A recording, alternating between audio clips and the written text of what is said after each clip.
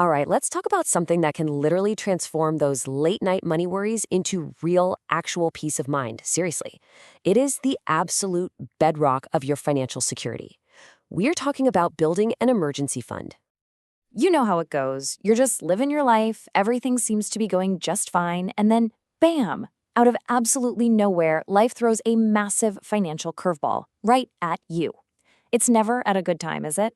Let's walk through a story that might feel a little too real. So, meet Samantha. She's driving to work, minding her own business, and her car just dies. On the side of the road, after getting it towed and waiting around at the mechanics, she gets the news. It's going to be 12,000 rupees to fix it. That thought you see on the screen, that is the sound of pure, instant panic. So, what happens next? I mean, really, what do you do in that situation? For Samantha, and honestly for millions of us, that one surprise bill kicks off this whole chain reaction of stressful, awful decisions. Where is that money even going to come from? What do you have to give up to cover this? And here's the tough part. Samantha's situation is incredibly common. So many of us are living paycheck to paycheck, where just one unexpected expense can throw our entire financial world off kilter. A single surprise can force you to find money that, well, you just don't have lying around. And that's when the debt cycle starts. What are the options? You could borrow from family, which can get awkward. You could swipe a credit card, but then you're stuck paying interest. Or you could take out a loan, which often comes with its own set of problems. None of these feel good, and they can dig you into an even deeper hole. It feels like a trap, doesn't it? But it doesn't have to be this way, I promise. There is a way to break this cycle. A proactive plan that gets you ready for these moments, instead of just reacting to them. There's a much smarter way to handle this. And that smarter way is what this is all about. It's about building your very own personal financial safety net. Think of it like a cushion that's just waiting there, ready to catch you whenever life tries to knock you down. So let's define it. An emergency fund is simply a pile of money that you set aside for one reason and one reason only: to cover big, unexpected expenses. This is not your I really want a new phone fund. This is your break glass in case of emergency fund. That's it. Okay, so let's get super clear on this. What's a real emergency? Things like urgent car repairs, a surprise medical bill, or, suddenly losing your job. What is it not for? It's not for a vacation you're planning, or the latest gadget, or a shopping spree.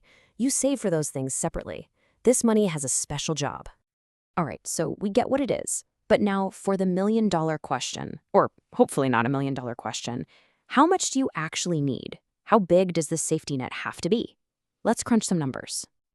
Pretty much every financial expert agrees on this one simple rule of thumb. Your goal is to save up 3 to 6 months' worth of your essential living expenses.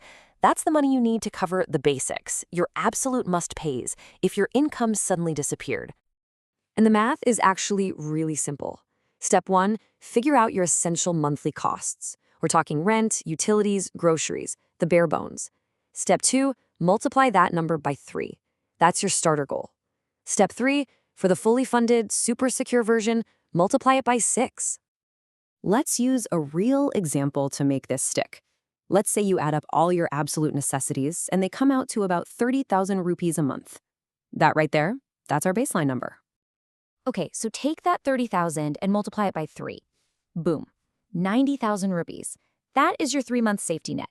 And let me tell you, hitting this first goal, it's a huge deal. It gives you a serious buffer for so many of life's little curveballs.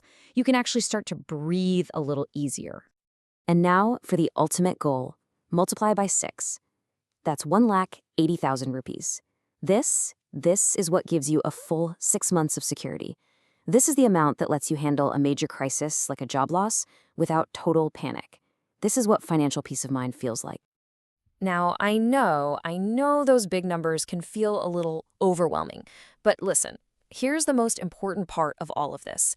You don't have to get there tomorrow. Just start.